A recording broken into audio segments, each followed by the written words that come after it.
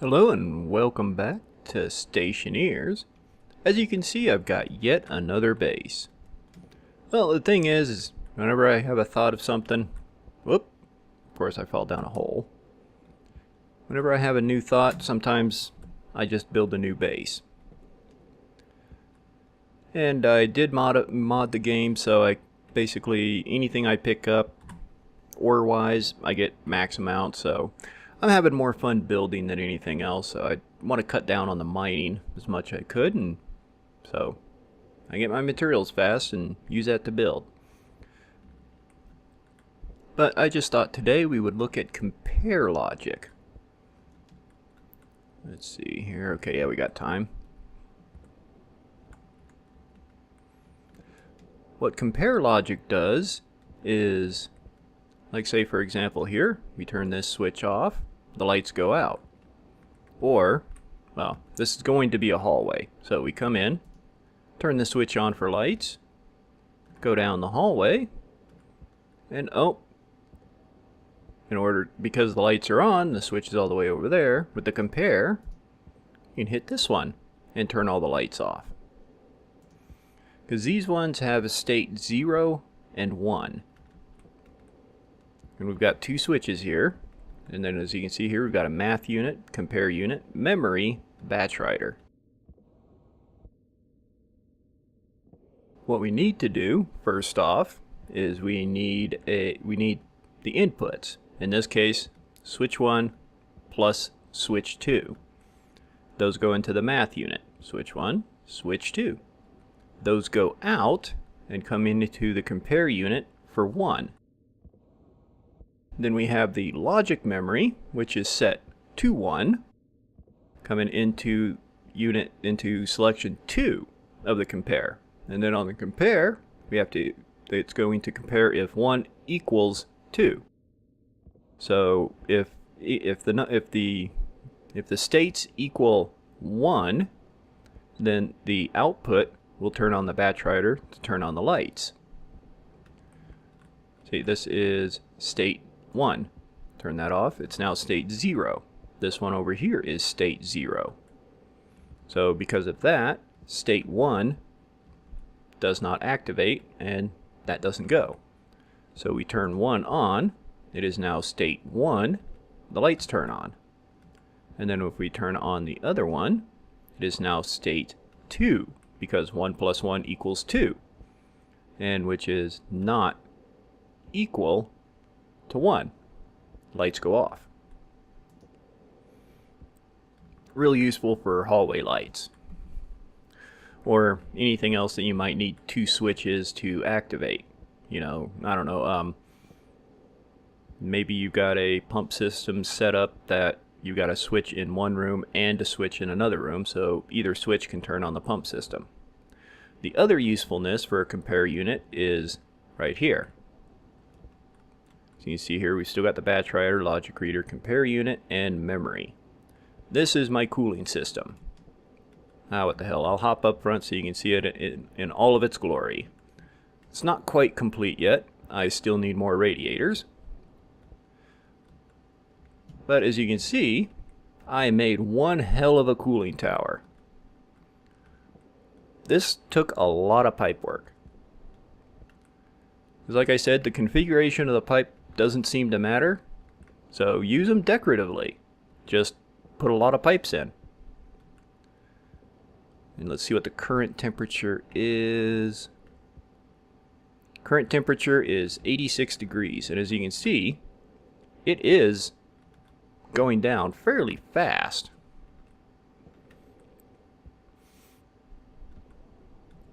So all of that gets pumped over to this tank right here. But you don't want hot gases pumped into the rest of the system. The lower the temperature, the better. Personally, I like around 40 degrees. So these are turned off. This is connected to the logic reader, and it's reading the temperature, which is currently registering as 351. The output goes into compare unit 1.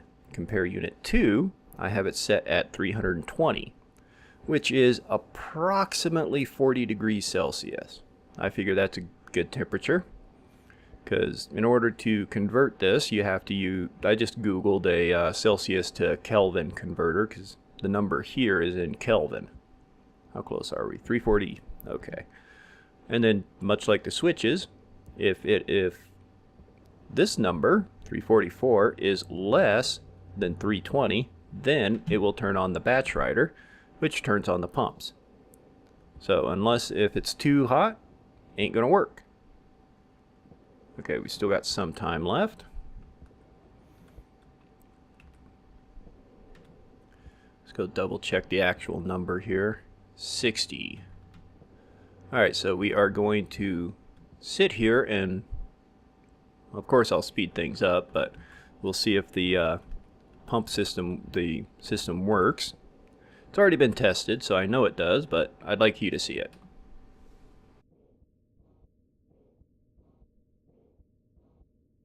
Okay, pretty soon here. We'll turn the lights off so it's a little easier to see when they kick on.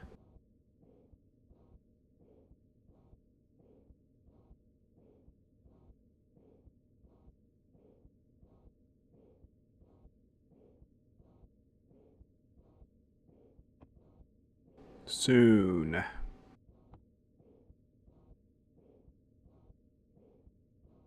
And there it goes. Temperature should be right in the 40 range.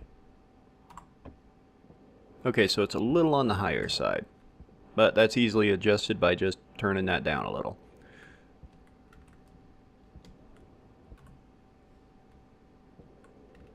Whoop. Of course I fall down the hole. But that, of course, pumps the gases down over here, down here, and then into my separation chamber. I haven't, as you can see, I'm still doing a lot of work here, but instead of my other base where I just built everything out in the open and just whatever needed, I just plopped it down. This one I'm going to try and hide everything inside the walls and make it a little more presentable. This is going to be the access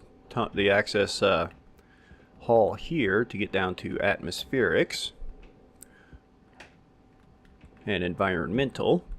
Then over here, light on. Let's see, this is going to be another perfect example for the hallway light, but I just haven't finished wiring it in yet. There's my water pipe. Coming over here and then up. I don't see a point to storing water over there if I'm not going to be using it over there.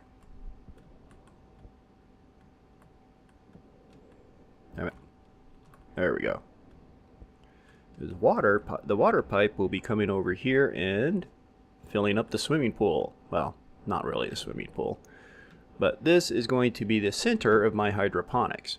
I'm hoping to build a large hydroponic facility in this area here. You know, hydroponics, sort of a place to hang out. Try because I think there's chairs and that sort of thing. Whoop, of course, and I fall down a goddamn hole again.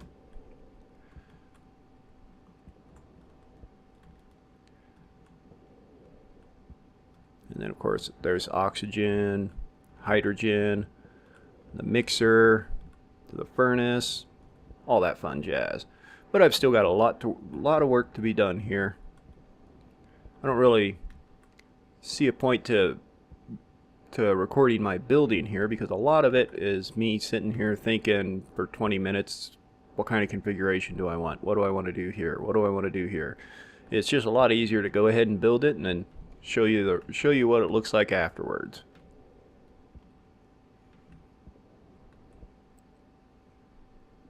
I haven't even decided what to put out here, but I'm thinking this one, a good chunk of it, I am going to be building underneath. That's why you can see on this part over here, a lot of additional has been dug out. See, this room's quite large. I was thinking about actually digging over there and putting manufacturing below the furnace area where I've currently got manufacturing. Let me go there again. Yeah, this room here. I was thinking about put. Low. Oh, shut up. Fine. There. You shut up now. Alright, so, yeah. I was thinking about digging straight down here and putting the manufacturing area down below. And just have this be processing. You know. The furnace there, of course, will of course take care of ores, but you've got like recycling, the centrifuge, and yeah, I've got a lot of shit. But there we go. That was basically, this video is just to show you compare units, two different methods of using them. You can also use the exact same thing for pressure. Once I got the hydroponic facility set up, I'm probably going to be using multiples of those to basically inject carbon dioxide into hydroponics and to remove oxygen. That way, the plants don't die, and neither will I when I walk in there. So I would like to get this this place built up to be a suitless facility, unless you need to go outside. But of course, that's going to take some more work. Thanks for watching.